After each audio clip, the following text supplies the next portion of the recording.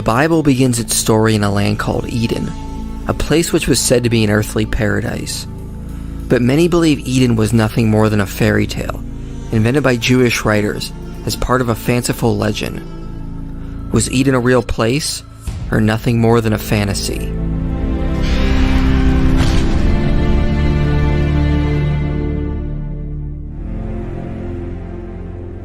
The description of the land of Eden in Genesis 2 is a peculiar one. It mentions a land that would be a lush paradise in an area of the world that today is a vast desert.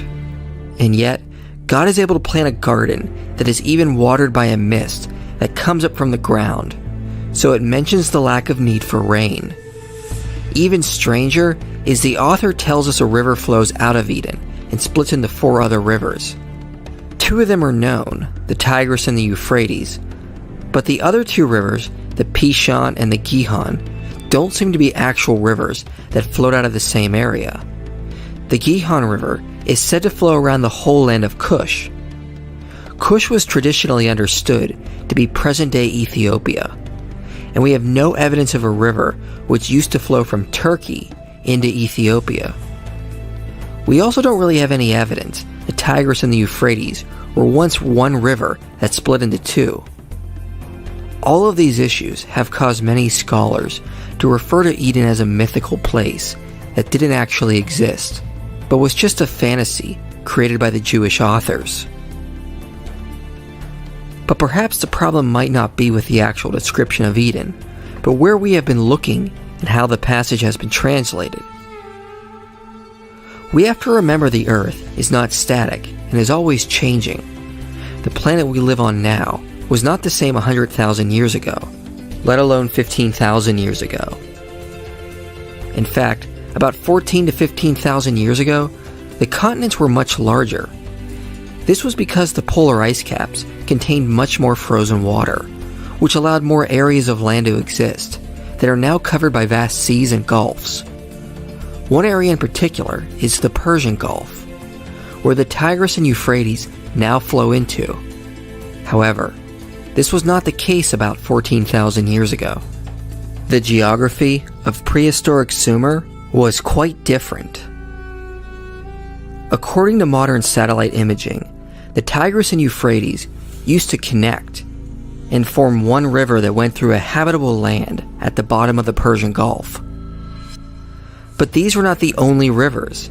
In fact, there were many other smaller rivers that flowed into this one river as well. One larger river that also drained into this area has been called the Wadi Batin River, which used to run through the land of Arabia. However, in the ancient world, this area was called Havilah. This region also shows evidence of vast gold mines, especially in the area called Mud Adaheb. However, the river dried up thousands of years ago, roughly around the same time climate change transformed the region into a desert. But long ago, this would have been a lush river that drained into the same river as the Tigris and Euphrates. Surprisingly, if we go back in time enough, this correlates to the account of the Pishon River flowing into Eden in Genesis 2 quite nicely. Dr. James Hoffmeyer says, a possible candidate for the now defunct Pishon River was discovered with the aid of shuttle imaging radar technology. It evidently flowed east from the mountainous Hijaz region of Saudi Arabia. Dr. Farouk Elbaz, the geologist and director of the Center for Remote Sensing at Boston University, discovered traces of its course beneath the sand with ground-penetrating radar images from the space shuttle. James Sauer immediately saw the geographical connection between this ancient river and the description of the Pishon River in Genesis 2. This river appears to have dried up sometime late in the 3rd millennium BC. The fact that Genesis 2 knows about this river is remarkable indeed. Of course, what about the alleged Gihon River that allegedly went into Ethiopia? Well, perhaps this is based on a mistranslation. Kenneth Kitchen argues the original Hebrew word, without the later additional vowel points, can simply be understood to mean the land of the Kaziites, or Kashu, which was in western Iran. Their original homeland appears to have been the Zagros Mountains before they later controlled the area of Babylon after the old Babylonian Empire fell. Satellite data also reveals a long river that wrapped around the Zagros Mountains that drained into the same river as the other three, which also correlates with the account of the Gihon River in Genesis 2, coming from the land of Cash instead of Cush. So in fact, thanks to modern satellite imaging, we can see at one time 4 rivers did flow into one. However, many read the account in Genesis 2 to mean there was one river that split into 4. This has caused many to look for Eden in modern-day Turkey, but with little success of finding a river that split into 4, and 2 being the Tigris and Euphrates, and another flowing into a place of gold. But as we have noted in our previous video, the Hebrew can be quite ambiguous. The same word is used to refer to the end of something, specifically the end of a long pole. So as Kenneth Kitchen notes, the Hebrew in Genesis 2 can be understood to be referring to a place where 4 rivers met to form one, instead of one river splitting to form 4. As Kitchen says, this is a snapshot type view taken looking out from where the single stream entered the garden and looking back just upstream to the point where the 4 head rivers came together to form the single stream that entered the garden.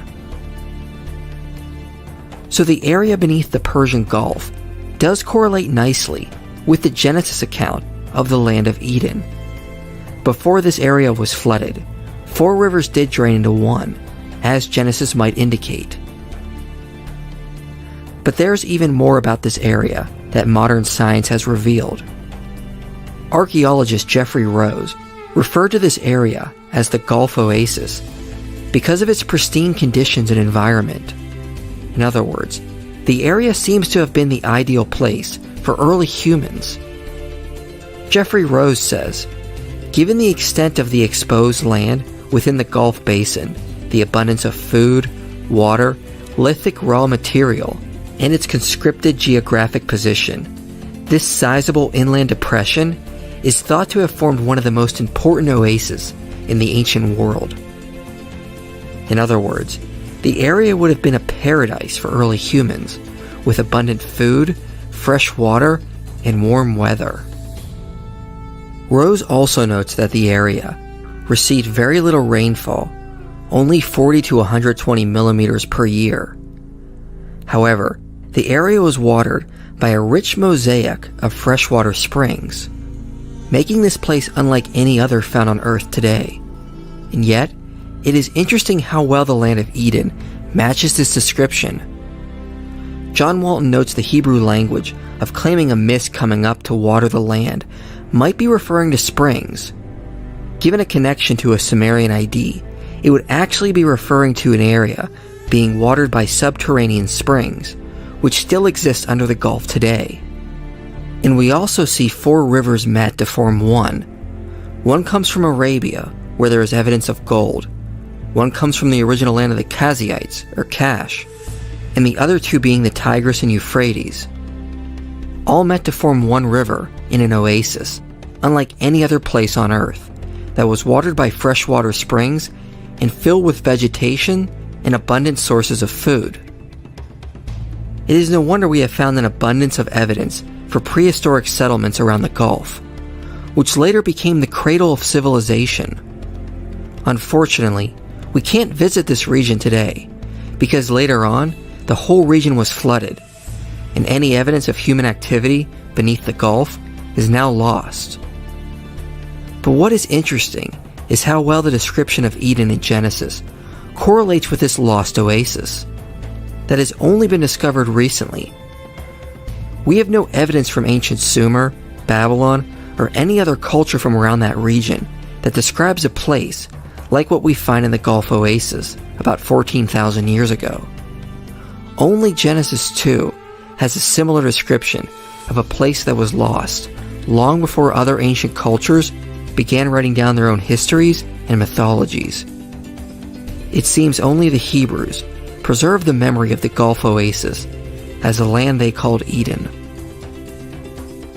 Now obviously this doesn't prove the Bible is true, or that God visited man in Eden, but it does show the description in Genesis 2 seems reliable and probably describes a place that actually existed at one time. Which is astonishing, because this place was probably flooded some 8,000 to 13,000 years ago and lost to mankind before the advent of writing. Because of this, I would argue the details suggest the account of Eden is much older than the time period of the Babylonian exile, where many scholars want to place it. The account says the garden was in the east, so from the perspective of the author, that would place him west of the garden, and that would place him in the area of Canaan or Egypt. It refers to the land of Arabia as Havilah, which appears to be an older name for the area. Around the time of Solomon, the area became associated with the name Arabia, but not prior to this. It's possibly referring to the land of the Kazites, being in the Zagros Mountains, which is the most likely place where the Gihon River would have flowed through. So it would have been written down before the Kazites ruled over the old Babylonian Empire. I'll admit this last piece of data is a little speculative, but the overall description of the land of Eden does seem to be reliably describing an area no other culture wrote about that actually existed thousands of years ago, and a place we have only recently uncovered. Therefore, it seems very unlikely this account of Eden was written or copied from mythology during the Babylonian exile, and probably is a reliable oral tradition that was preserved and later written down by the authors of Genesis 2. Thus, the archaeological record does likely suggest that Eden was actually a place that existed long ago, before all was lost,